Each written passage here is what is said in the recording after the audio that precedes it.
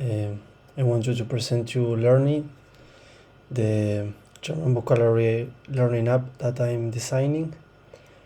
First of all, I want to tell you I choose relaxing colors on the design and a simple design. In my idea to focus more on the visual memory of words, and the learn at your pace means that can be effective. The app can be effective while you're using it in your free time. I want you to meet Valeria. It's a possible user. She is a mother and wife. She works full-time remote, so she shares house responsibilities and also the mother responsibilities and the wife responsibilities. So this means she's a busy person, and she's thinking to move to Germany because she has a possibility to work there. Our challenges are that we need to find a way that the app can be effective for busy users as Valeria, and that's the app can be engaging for users in the short period of time, so they can learn in their free time.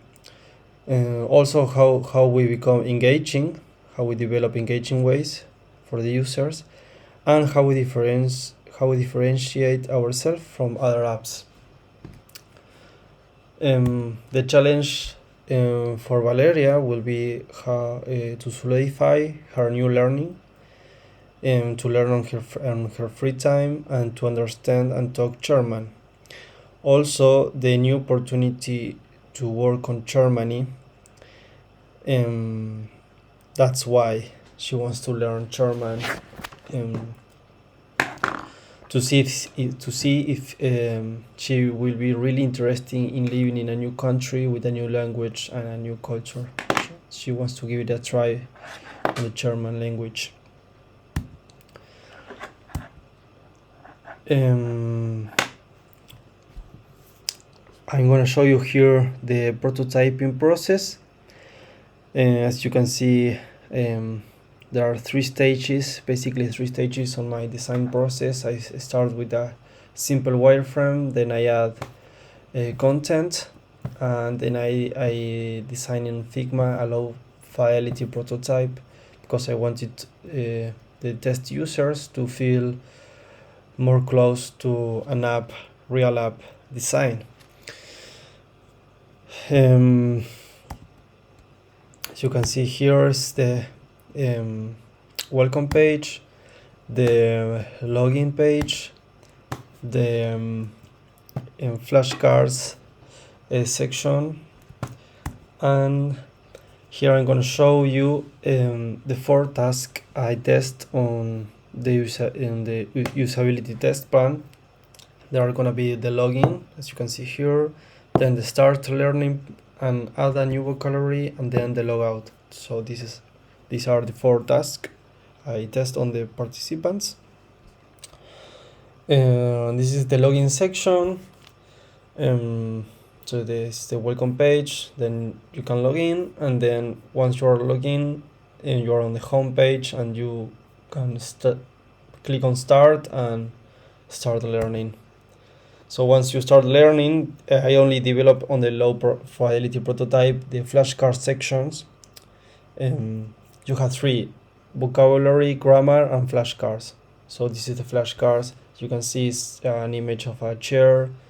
You need to write here your answer. Can be right or can be wrong. In this case, was right. Once it's right, your answer, you have an example sentences where you can use this word, and once you click on the word, you have a dictionary definition of the word. Then the add a new vocabulary options. So you can start the flashcards or click on add a new word. you type your new word, the user wants to add a word that isn't in the app. Here she wrote the word, that means trams, and you have a successfully signed that everything is correct. You save your new word. And then the logout, just go to settings and you can log out. I just wanted test participants to try all the app, all the prototype from the beginning to the end, so they will be able to discover all the app. Okay. Well, these are the early prototypes on my first low fidelity prototype. As you can see, there were more buttons on the global navigation. You didn't have the start as free trial button here, and you couldn't log in with social media or Google or app. Also, in the homepage, was difficult to understand for the participants which button should they click to start learning, and once they click, they have also difficulty to understand in which button they should click to start learning the vocabulary. So as I just say, I had a free trial, so they didn't have to create a user to try the app, and if they wanted to log in, it was easier with the buttons to log in with social media.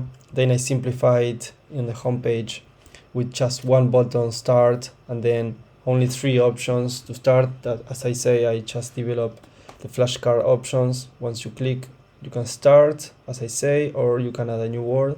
And in the global navigation, I simplified, removed one button that I didn't wanted to include right now. So the next steps were in the designing process of the app will be to further develop all the options in the prototype, focusing more on the grammar section, the vocabulary section, and the video call section. Then to expand the add a new word section, where user will be able to see all the folders or all the different type of words and all the words they added. And also the app needs to be responsive, because right now it's only responsive to iPhone 13 Pro Max only, and for users that had a small mobile phone, they need to scroll down or up to see all the app, and that's very uncomfortable.